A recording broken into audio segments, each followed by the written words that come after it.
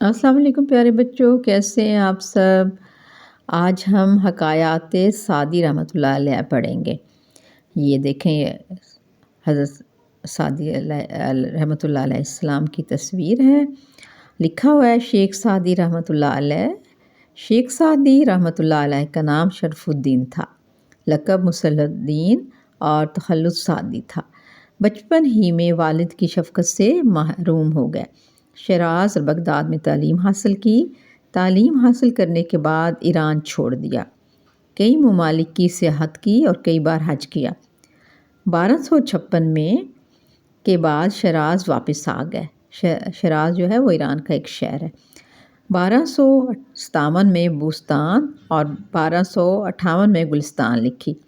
बोस्तान नज़म और गुलिस्तान नसर पर मुश्तमिल है। ये दो किताबें हैं, एक का नाम बोस्तान है, उसमें नज़में हैं, और दूसरी है गुलिस्तान, उसमें नसर है।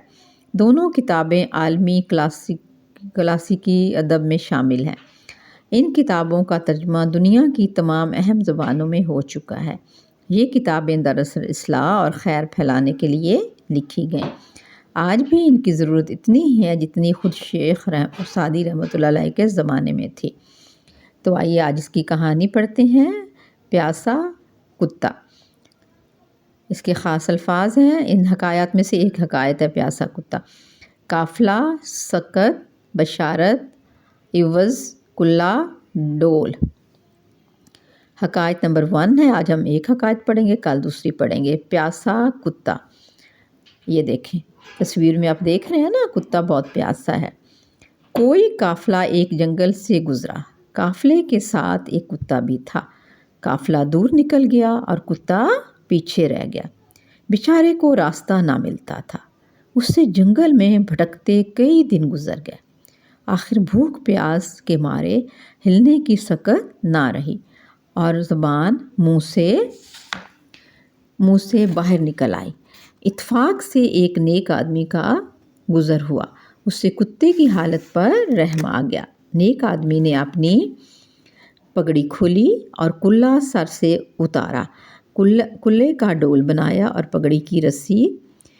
इसी तरह कुएं से पानी निकालकर कुत्ते को चंद घूंट पिलाए और कुछ टुकड़े रोटी के खिलाए।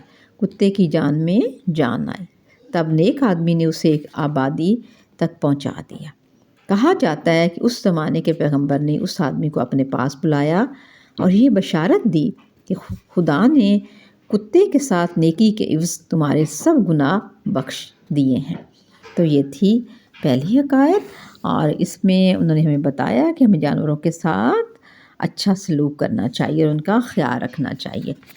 अभी जुमे को एनिमल डे था ना, राइट्स डे, तो उस दिन भी हमने यही वादा किया कि हमें जानवरों के राइट्स का ख्याल रखना चाहिए। अब इसी सिलसिले की दूसरी हकायत पढ़ते हैं और उसके ख़ास अल्फाज हैं। उजाड़ घर, सूख कर कांटा होना, हुलेल, फूल कर कुप्पा होना, मुंह में पानी भर आना। और इसका उन्वान उसका कुत्ता था और प्यासा कुत्ता था, और इसका है भूखी बिल्ली। हकायत नंबर 2। एक बूढ़ी खातून थी। बेचारी एक उजाड़ घर में रहती थी। उजाड़ घर में रहती थी। उन्होंने एक बिल्ली पाल रखी थी। मगर गरीब के घर में ना गोश्त होता था ना दूध, इसलिए बिल्ली को खाने में सूखे टुकड़े मिलते। हाँ, कभी कभार कोई चूहा चुंगल में फंस जाता तो मुंह का मज़ा बदल लेती। होते होते बिल्ली बेचारी सूख कर कांटा हो गई। एक दिन इत्तेफाक से उधर किसी शहरी बिल्ली का गुजर हुआ। शहरी बिल्ली ने बूढ़ी खातून को बिल्ली को बुरे हाल में देखा तो बोली, मालूम होता है तुम्हारे यहाँ खाने को कुछ नहीं मिलता। आओ मेरे साथ शहर चलो। ये तस्वीर में देखें, वहाँ तुम्हें खाने को कीमा मिलेगा और शीरमार और ढेर सारे मज़े मज़े के खाने। 4 ही दिन में फूलकर कुप्पा हो जाओगी।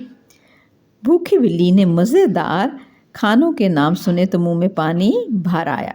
वो खुशी से शहरी बिल्ली के साथ होली। शहरी बिल्ली एक अमीर के घर में रोज़ डाके डाला करती थी। इधर दस्तरखान बिछा और खाने चुने जाते, उधर बिल्लियाँ आ जाती और तमाम वक्त उछल कूद करती रहती। इनमें शहरी बिल्ली भी शामिल होती।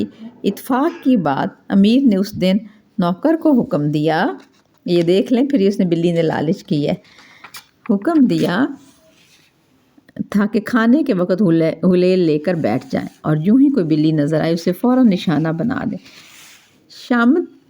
शामत की मारी बूढ़ी खातून की बिल्ली मज़ेदार खानों की खुशबू सूंघ कर लब छप आगे बढ़ी ही थी कि मुलाजिम ने ताक कर हुलेल मारा। हुलेल का लगना था कि टखने की हड्डी टूट गई।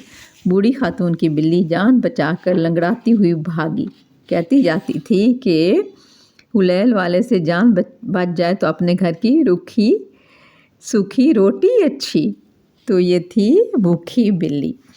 और आप तीसरी हकायत पढ़ते हैं। उसमें लिखा हुआ है अपाहज लोमड़ी।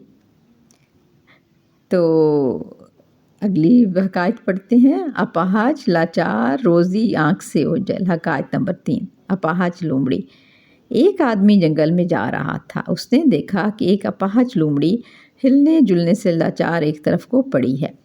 वो ये सोचकर हैरान हुआ कि अल्लाह ताला बेचारी लोमड़ी को भला किस तरह रोज़ी देता होगा।